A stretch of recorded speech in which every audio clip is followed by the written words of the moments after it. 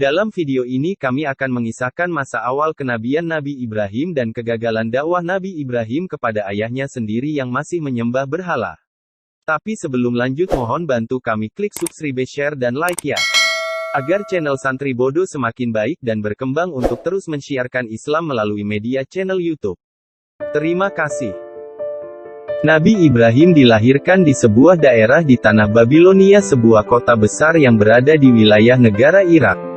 Negeri Babilonia pada masa itu banyak penduduk berprofesi sebagai pembuat patung, karena sebagian besar penduduknya penyembah berhala dan sebagian lagi penyembah bintang atau disebut kaum Saibah, tak terkecuali ayah Ibrahim.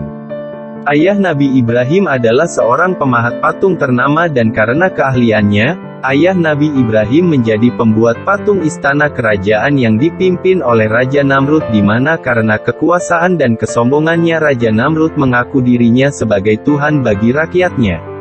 Kehidupan penduduk Babilonia pada masa itu sangat bebas termasuk melakukan perbuatan dosa dan maksiat. Pada masa itu di wilayah Babilonia tidak ada seorang rasul yang menyampaikan agama tauhid, sehingga penduduk Babilonia tidak ada yang menyeru dan mengajak kepada kebaikan dan menyembah Allah. Malam hari setelah kelahiran Nabi Ibrahim, Raja Namrud bermimpi melihat singgasana dan kerajaannya hancur lebur. Setelah terbangun dari tidurnya, karena khawatir, Raja Namrud mengumpulkan para ahli nujum, dukun atau kahin serta seluruh penasehat kerajaan.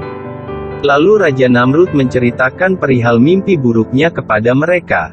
Mereka diminta untuk menafsirkan arti mimpinya.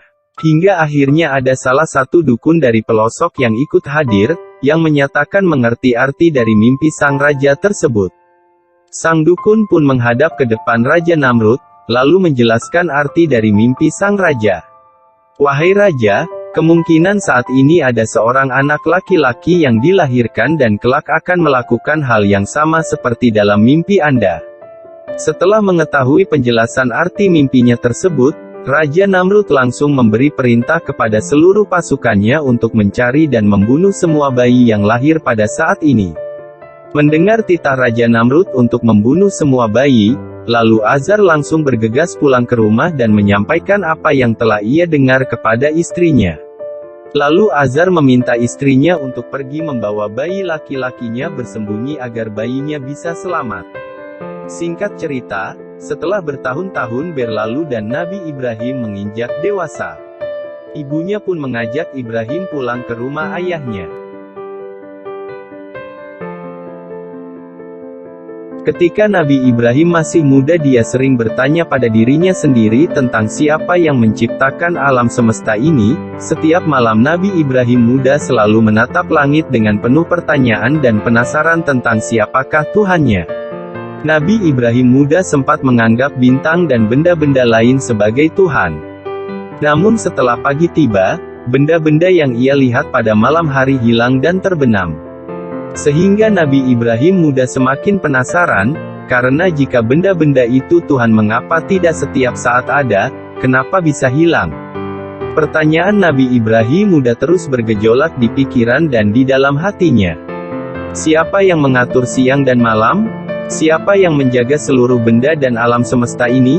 Siapa yang membuat bintang di langit? Setiap malam Nabi Ibrahim muda selalu menatap langit dan memperhatikan benda-benda di angkasa.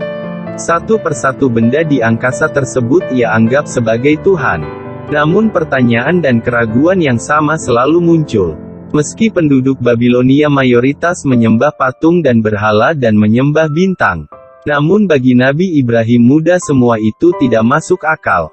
Kalau berhala dan bintang itu Tuhan, mengapa berhala diam saja, mengapa bintang hilang pada siang hari?